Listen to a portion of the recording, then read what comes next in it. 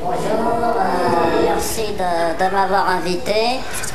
Monsieur Fogiel, oui, ne me coupez pas la parole s'il vous plaît, c'est déjà assez difficile pour moi. C'est pas mon genre. Oui, je vais te la fermer, tu vas voir. Alors, Monsieur Fogiel, vous avez invité sur votre plateau l'humoriste musulman Jamel Debbouze.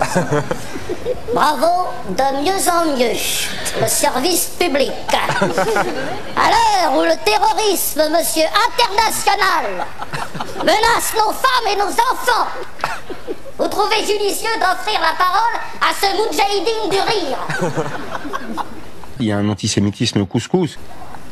Qu'est-ce que j'en suis, ouais. Fous-toi de ma gueule, continue. Il vient de l'écrire, hein. Il fallait l'écrire avant, camarade. Dangereux agitateur. Hein, je t'ai reconnu. Attends, laisse. Certainement à coquiner au milieu d'intégristes, enfin j'en parle. Avez-vous seulement pris, monsieur Fogiel? Oui. Avez-vous seulement pris la précaution de le fouiller avant qu'il rentre sur ce plateau? Je vous pose la question. Oui, plusieurs fois. Ariane s'y est prêté.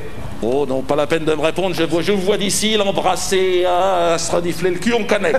C'est le show business, tout va bien, pauvre France. Mais qui vous dit qu'il ne cache pas sous son blouson je ne sais quelle bombe artisanale? Imaginez qu'il se fasse sauter en direct, je vous pose la question. Imaginez la ménagère de 50 ans et plus. Qu'est-ce qu'elle va imaginer en voyant du sang et de la viande un peu partout? Les musulmans, beaucoup travaillent sur les chantiers, ont accès à des explosifs, peuvent avoir accès à des armes à feu. S'il y avait un mot d'ordre pour tuer des juifs, il pourrait y avoir un attentat tous les jours. Je précise que ce n'est pas la perte, ni votre perte, ni celle de votre équipe qui me préoccupe, mais l'intérêt supérieur de la France. D'ailleurs, que font les autorités? Où est l'armée française? Où est Sarkozy, lui qui est partout? Aujourd'hui, on ne le voit pas. La présence de Jamel Debbouze sur ce plateau est une provocation insupportable. Un acte antisémite.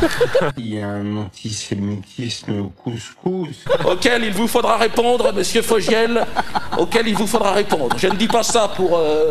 Je ne dis pas ça pourquoi d'ailleurs. Tu veux un coup de main? Non, taisez-vous.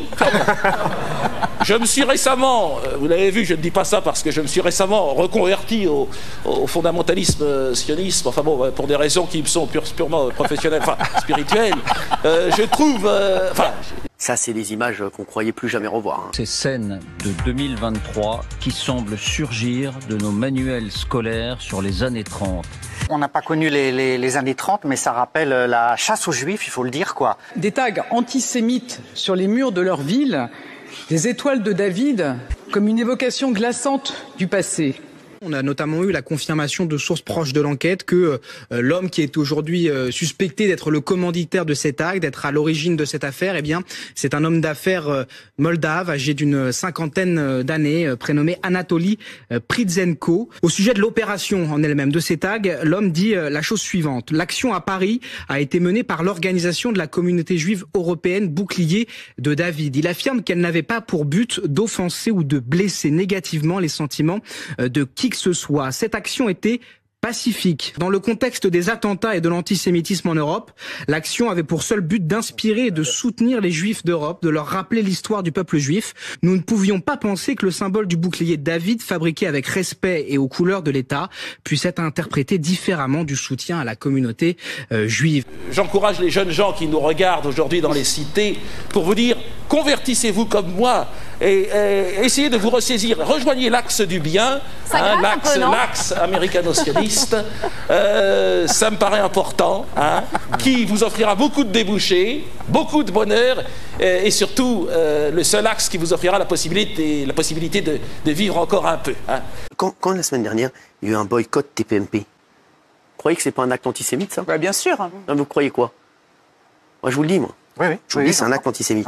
Que dites-vous à ceux qui disent venir dimanche manifester, c'est soutenir Israël et je n'ai pas envie de me retrouver avec des drapeaux israéliens, ce qui tendrait à dire que finalement on soutient en ce moment la politique de Benyamin Netanyahou et ce qui se passe à Gaza?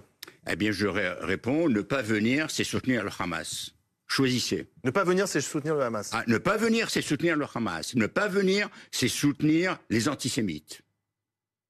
Un texte écrit dans les coulisses avant d'entrer sur scène.